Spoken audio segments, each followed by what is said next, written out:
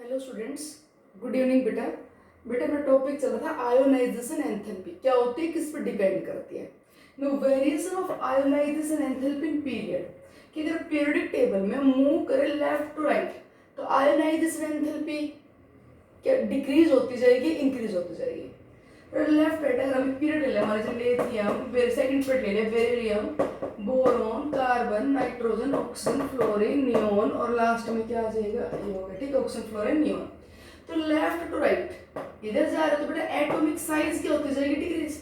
As you move left right atomic size क्या होती जाएगी, डिक्रीज। इधर जाएंगे तो इफेक्टिव न्यूक्लियर साइज डिक्रीज होता जाता है, एटॉमिक साइज डिक्रीज होती जाएगी। और इस तरफ जाओगे तो न्यूक्लियर चार्ज क्या होता जा रहा है, लगातार इंक्रीज।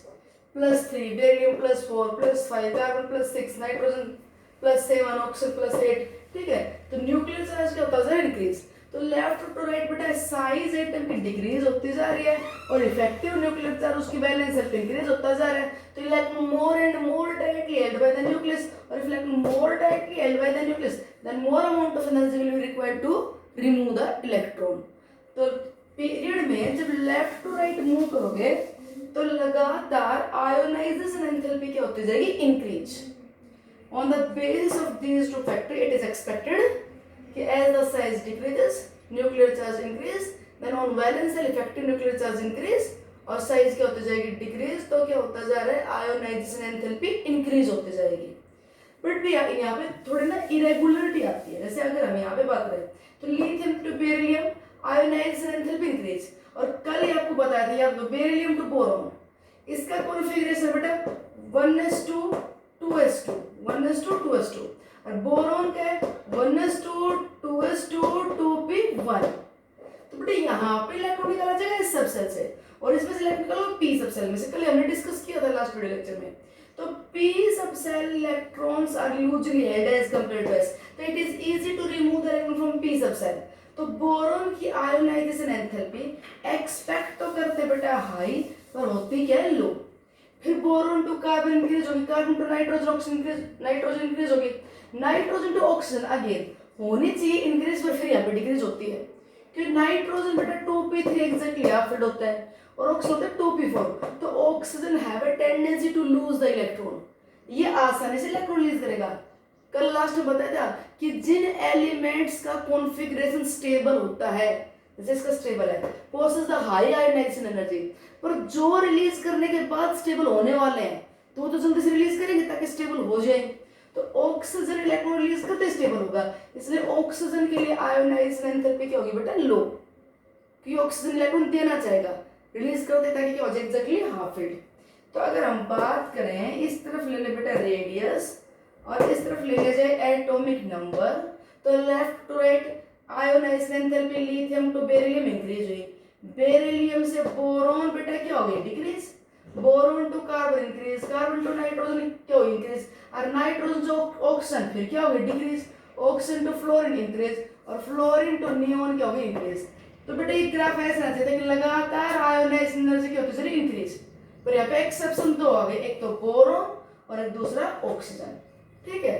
तो अगर हम ओवरऑल पीरियड की बात करें, इन एक्सेप्शंस को भी इंक्लूड कर लें, तो देखो रफली तो हम ये बोलते हैं, मतलब नॉर्मली क्या बोलते हैं, ionization enthalpy left to right increase, और उसमें दो एक्सेप्शन आ गए।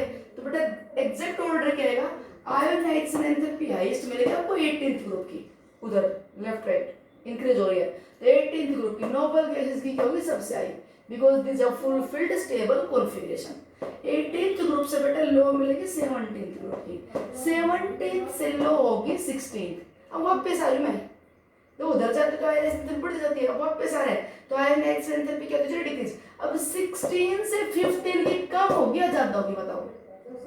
देख 16th ग्रुप का ऑक्सीजन है और 15th का बेटा नाइट्रोजन है। 15th ग्रुप में बेटा एग्जैक्ट हाफ फील्ड कॉन्फ़िगरेशन मिलेगा NS2Np3 और 16th में मिलेगा NS2Np4। तो 16th वाला इलेक्ट्रॉन जल्द रिलीज करेगा ताकि रिलीज करते ही क्या हो जाए, एग्जैक्टली हाफ फील्ड। ये जल्दी इलेक्ट्रॉन देगा क्योंकि रिलीज करते क्या हो जाएगा, एग्जैक्टली हाफ फील्ड, और ये नहीं देना चाहेगा। तो आयोनाइजेशन एंथैल्पी 15th की ज्यादा और 16th की कम, यहाँ एक्सेप्शन। फिर बेटा उसके बाद 14th 14th के बाद होना तो चाहिए 13th, होना तो चाहिए 13th, पर होगा क्या सेकंड ग्रुप और फिर 13th और उसके बाद आ जाएगी बेटा फर्स्ट ग्रुप। देखो यहाँ पे फिर एक्सेप्शन क्यों आ गया बेटा, ये एस और पी ब्लॉक एलिमेंट ले रखे रिप्रेजेंटेटिव, डी भी को इंक्लूड नहीं कर रहे हम, मेन ले रखे इधर एक्सट्रीम लेफ्ट और उधर एक्सट्रीम राइट, एस और पी ब्लॉक। तो पी ब्लॉक तो होगा 13 13 से 18 और एस ब्लॉक का होगा फर्स्ट और सेकंड। तो 18 से कम 17, 17 से कम 16 यहाँ पे बता दिया कॉन्फ़िगरेशन वाला। फिर उसके बाद 14 यहाँ पे 13 आके आना चाहिए, बट बेटा 13th ग्रुप का जनरल कॉन्फ़िगरेशन है NS2NP1 और सेकंड ग्रुप का जनरल कॉन्फ़िगरेशन NS2। बोलो it is easy to remove the electron from 13th group because P की पेनिट्रेशन पावर पुअर। ये एग्जांपल दे दे कल कि सेकंड ग्रुप से ले बेरिलियम और यहाँ से ले बोरॉन, तो आयोनाइजेशन एनर्जी होनी हाई चाहिए बोरॉन की थी, पर होती हाई किसकी है, बेरिलियम की, क्योंकि बेरिलियम का कॉन्फ़िगरेशन क्या है 1s2 2s2, बोरॉन का क्या है 1s2 2s2 2p1, तो it easily release the electron, P की पेनिट्रेशन पावर पुअर। हाँ पहला इलेक्ट्रॉन निकालने के बाद, फर्स्ट इलेक्ट्रॉन निकलने के बाद, एक इलेक्ट्रॉन निकल गया, अब उसके बाद ये तो क्या हो गया बेटा 1s2 2s2 और ये हो गया 2s1।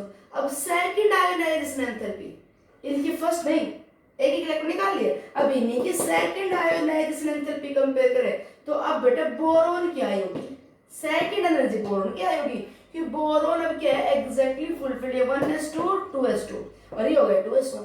ये तो इलेक्ट्रॉन निकालना चाहेगा ताकि निकलते ही क्या एक्वायर कर ले, नोबल गैस कॉन्फ़िगरेशन।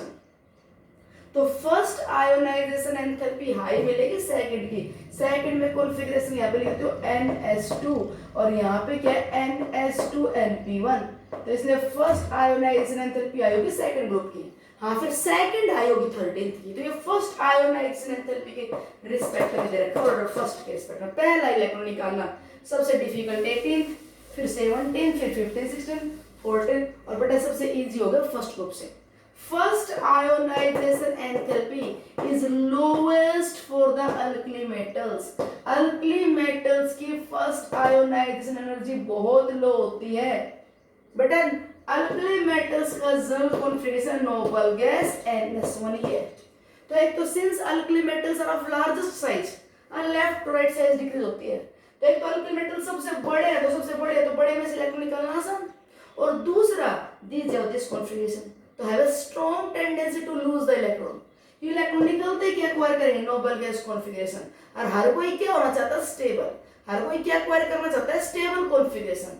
तो अल्कली मेटल्स की साइज बहुत बड़ी है और एक ऊपर से एक इलेक्ट्रॉन देते बेटा वो क्या एक्वायर कर लेंगे नोबल गैस कॉन्फ़िगरेशन। तो first ionization enthalpy is lowest for the alkali metals. जबकि अगर आपसे कोई पूछे what you say about the second ionization enthalpy, बेटा हर कोई स्टेबल होना चाहता है, तो देखो नोबल गैस NS2 ये कॉन्फ़िगरेशन सेकंड ग्रुप का, alkaline earth metals beryllium magnesium calcium इनका कॉन्फ़िगरेशन ये सेकंड ग्रुप का NS2। तो बेटा यहाँ से एक इलेक्ट्रॉन निकाल दिया, एक इलेक्ट्रॉन निकल ये हो गया, सेकंड इलेक्ट्रॉन अगर कभी निकालना हो तो सेकंड इलेक्ट्रॉन निकालना सबसे इजी किसके लिए, second ionization enthalpy will be lowest for the noble alkaline earth metals. Second ionization energy list मिलेगी बेरिलियम मैग्नीशियम कैल्शियम, जब अपने को सब की सेकंड आयोनाइजेशन एनर्जी दे रखी हो, कंपेयर करना है कि बताओ इनमें से कौन सा एलिमेंट सेकंड ग्रुप का हो सकता है, तो बेटा जिसकी सेकंड आयोनाइजेशन एनर्जी सबसे कम वो सेकंड ग्रुप का होगा, कि सेकंड ग्रुप वालों का ये कॉन्फ़िगरेशन है, एक इलेक्ट्रॉन निकलने के बाद ये हो गया, तो ये दूसरा इलेक्ट्रॉन निकालना चाहेंगे ताकि ये निकलते ही क्या एक्वायर कर लें ये नोबल गैस कॉन्फ़िगरेशन। तो पहला इलेक्ट्रॉन निकालना इजी है अल्कली मेटल फर्स्ट ग्रुप, और बेटा कहीं दूसरा इलेक्ट्रॉन निकालना पड़े तो दूसरा इलेक्ट्रॉन निकालना सबसे इजी है सेकंड ग्रुप। ये काम आएंगे चीजें आइडेंटिफाई द एलिमेंट, जैसे अपने को ये दे दिया जाए दो एलिमेंट है, एक एक्स एक वाई एक जेड, ये कहते हैं हमने इन सब की फर्स्ट आयोनाइजेशन एनर्जी और सेकंड आयोनाइजेशन एनर्जी दे रखी है, कहते हैं फर्स्ट इसके 500 है, इसकी बता दे 700 है, इसकी बता दे 3200 है, फिर सेकंड आयोनाइजेशन एनर्जी बता दी, इसकी बता दे 3100 है, इसकी बता दी 1400 है, इसकी बता दे बेटा 3800 है, ऐसे बता दे। और अब आपसे ये पूछे कि identify out of X Y Z which one is alkali metal. तो अल्कली मेटल बेटा फर्स्ट ग्रुप का है, जहाँ पे IE1 सबसे कम होना वो अल्कली मेटल है। तो फर्स्ट आयनाइजेशन एंथैल्पी लोवेस्ट इसके लिए है, तो X is the alkali metal, X alkali metal है। ठीक, अब कोई पूछे विच one is here noble gas, यहाँ पे नोबल गैस कौन सी है? तो बेटा जहाँ पे फर्स्ट आयोनाइजेशन एंथैल्पी हाईएस्ट हो, तो यहाँ पे फर्स्ट आयोनाइजेशन एंथैल्पी हाईएस्ट है, तो ये नोबल गैस है। कौन सा इनमें अल्कलाइन अर्थ मेटल है जिसकी सेकंड आयोनाइजेशन एंथैल्पी लोवेस्ट हो? तो IE2 यहाँ पे तो हाई होगी, एक इलेक्ट्रॉन निकलने के बाद ये नोबल गैस कॉन्फिगरेशन एक्वायर कर लेगा अल्कली मेटल, तो IE2 इस तो हाई है, इसकी भी थोड़ी हाई है। तो सेकंड आयोनाइजेशन एंथैल्पी जो दिए हुए उनमें सबसे कम किसके? Y की, तो Y is the alkaline earth metal. Okay, इसी सीक्वेंस को अगर कहे कि थर्ड पीरियड के एलिमेंट को अरेंज करो in the decreasing order of their ionisation enthalpy, third period में कौन आ गया बेटा? सोडियम मैग्नीशियम वाले। तो थर्ड पीरियड में हाईएस्ट किसकी होगी? आर्गन 8th ग्रुप, उससे कम किसकी? क्लोरीन 17th, उससे कम किसकी? फॉस्फोरस, और फॉस्फोरस से कम मिलेगी सल्फर की। आई एक्सेप्शन, सल्फर NH24 और NP3 है। फिर बेटा उसके बाद मिलेगी सिलिकॉन, सिलिकॉन से कम मिलेगी फिर मैग्नीशियम, और मैग्नीशियम से लो मिलेगी एल्यूमिनियम की। पहला इलेक्ट्रॉन निकालना एल्यूमिनियम में से आसान है, और सबसे कम मिलेगी किसकी? सोडियम की। ये फर्स्ट आयोनाइजेशन एंथैल्पी का ऑर्डर हो गया। ठीक है, तो आप ये याद रखना। Okay, now what will be the variation of ionization enthalpy in group? Group में कैसे वेरी करेगी? तो down the group atomic size increase होती जाएगी, जितना नीचे जाएंगे एटॉमिक साइज इंक्रीज, और it is easy to remove the electron from the large size atom. एक बड़े एटम में से इलेक्ट्रॉन निकालना इजी होता है, as it is closely bonded by the nucleus, तो it becomes easy to remove this electron। तो down the group size increase होती जाएगी, और आयोनाइजेशन एंथैल्पी क्या होती जाएगी बेटा? डिक्रीज। तो as you go down the group ionization enthalpy decrease, means it becomes easy to remove the electron। Cesium is the most electropositive among the alkali metals। जो alkali metals है बेटा उसमें lithium, sodium, potassium, rubidium, caesium, तो सबसे बड़ी size का caesium. इससे नीचे फ्रेंशियम भी है जो सबसे बड़ी साइज का है, उसकी आयोनाइजेशन एंथैल्पी और भी कम होगी, पर हम इसको कंसीडर नहीं कर रहे क्योंकि ये बेटा रेडियोएक्टिव है। तो जो स्टेबल एलिमेंट है, स्टेबल, उन स्टेबल मेंबर्स में मोस्ट इलेक्ट्रोपॉजिटिव कौन? सीजियम। इलेक्ट्रॉन निकालना इजी किस में से? सीजियम में से।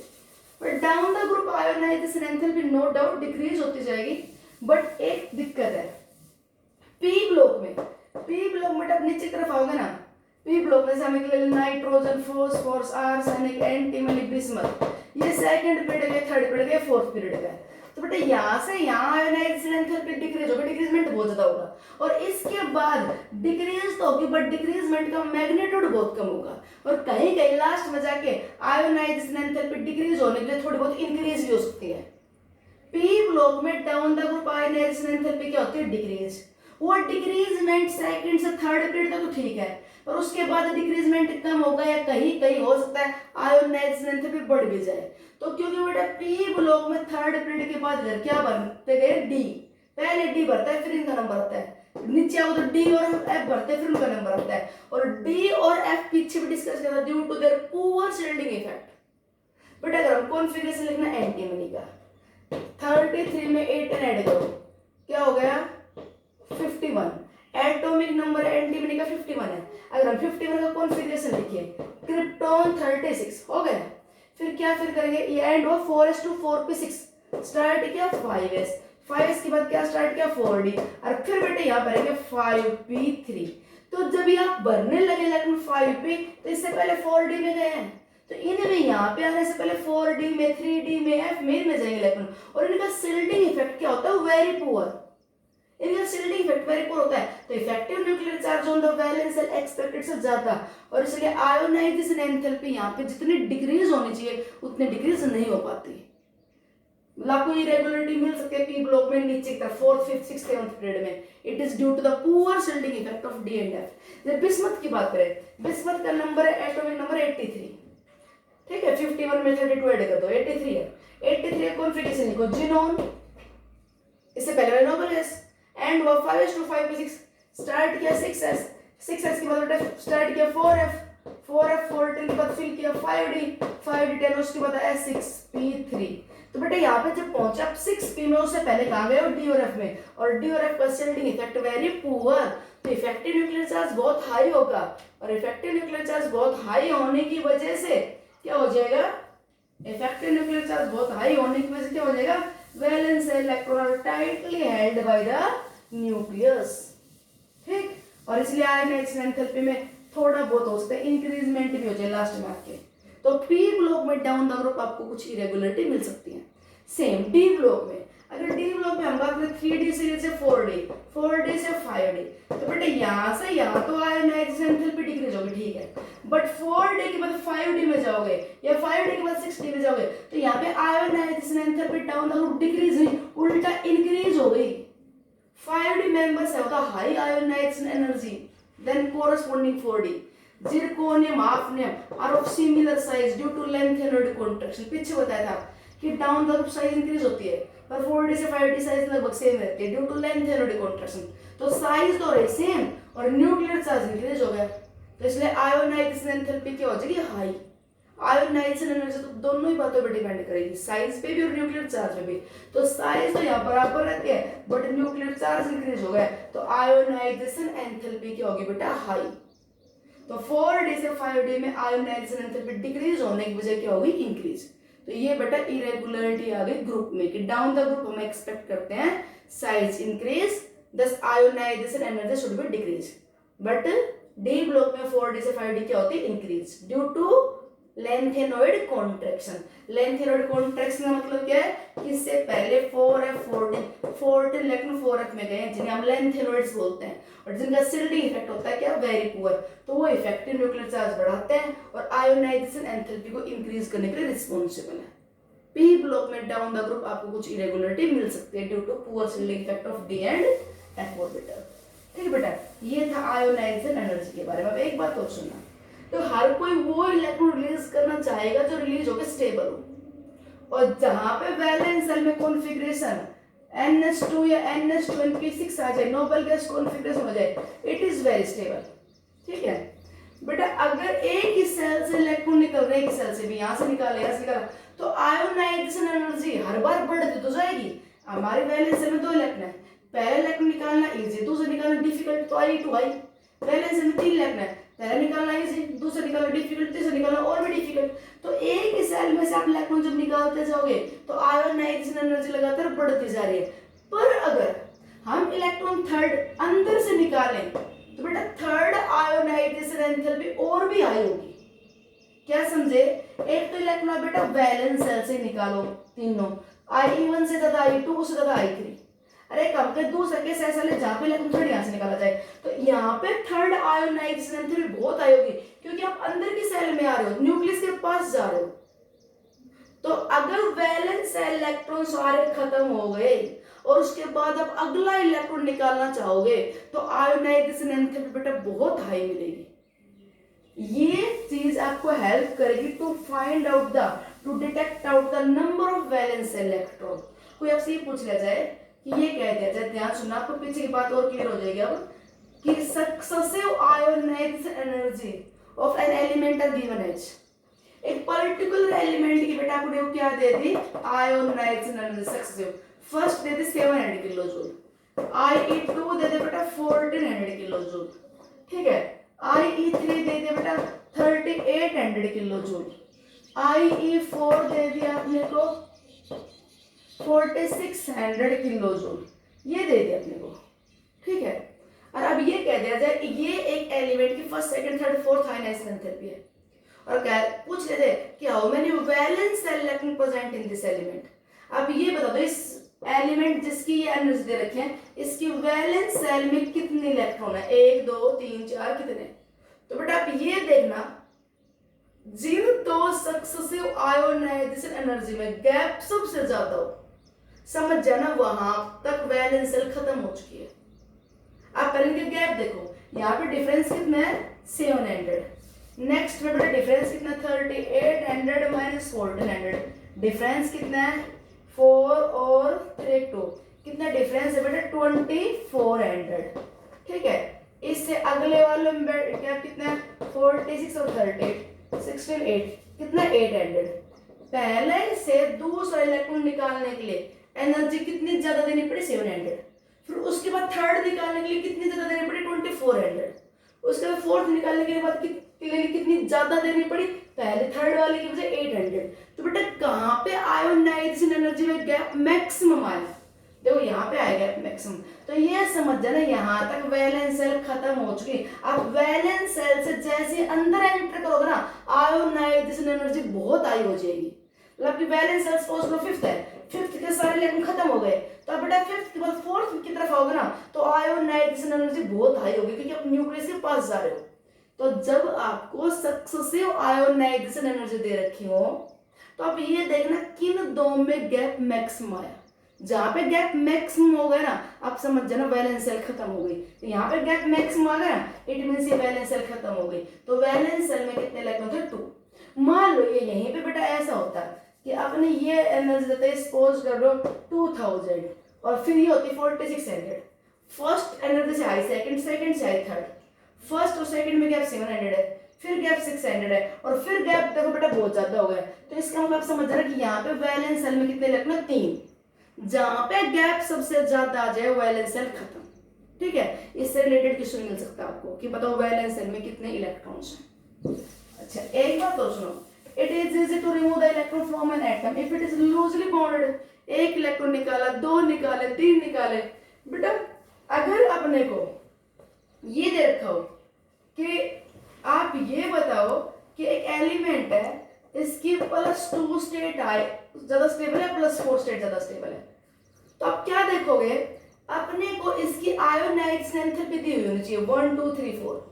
अगर किन्हीं दो आयोनाइजेशन एनर्जी का गैप 1450 किलो जूल इससे कम हो, अगर किन्हीं दो आयोनाइजेशन एनर्जी का बेटा 1450 किलो जूल से कम हो तो हायर स्टेट स्टेबल होगी।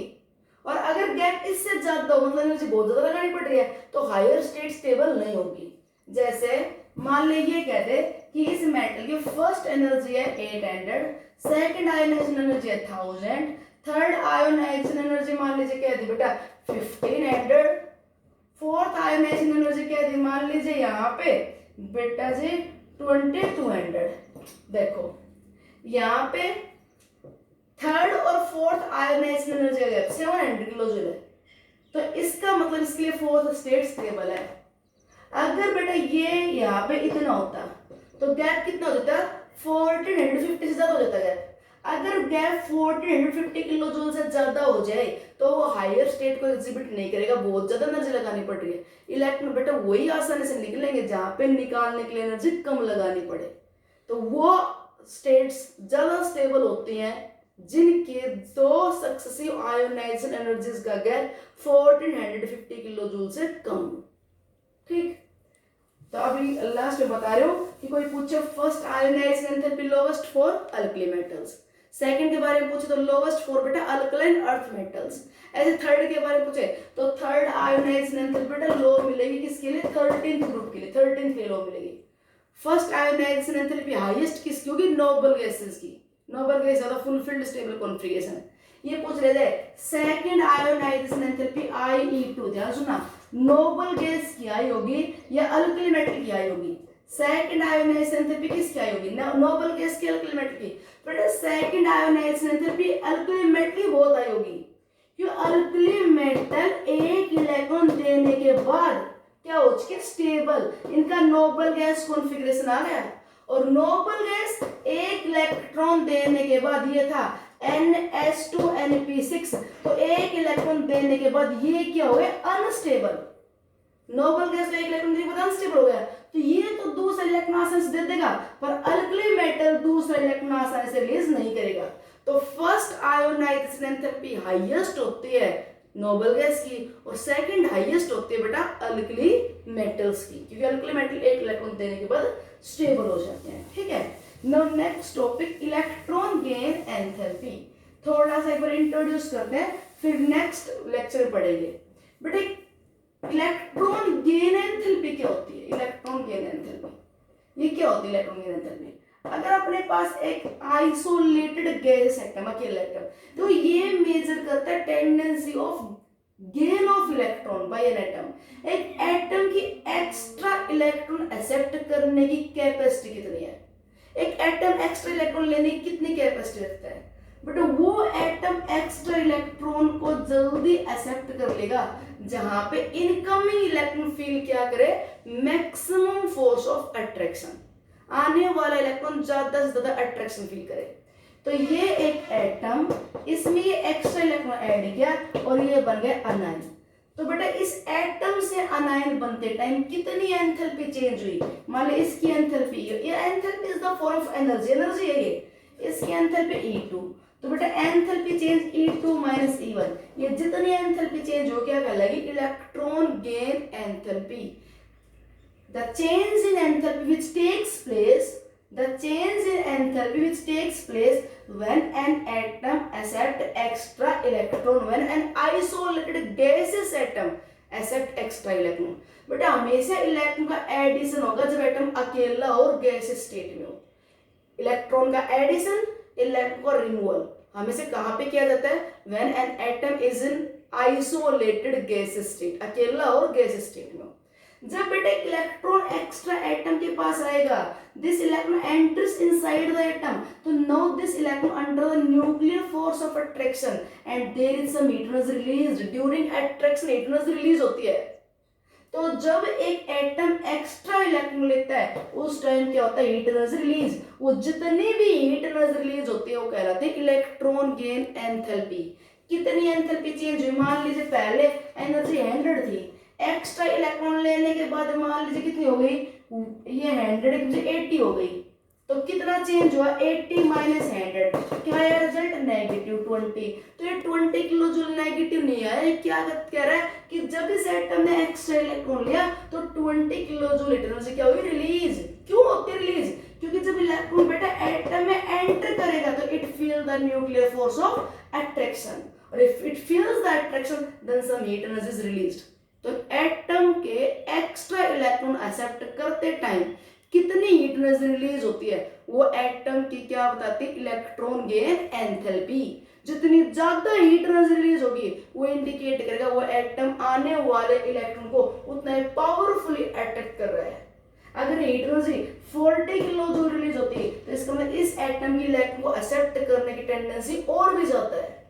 जितनी electron gain enthalpy more negative, वो ये इंडिकेट करता है आने वाला इलेक्ट्रॉन ज्यादा से ज्यादा अट्रैक्शन फील कर रहा है एंड इजीली एक्सेप्टेड।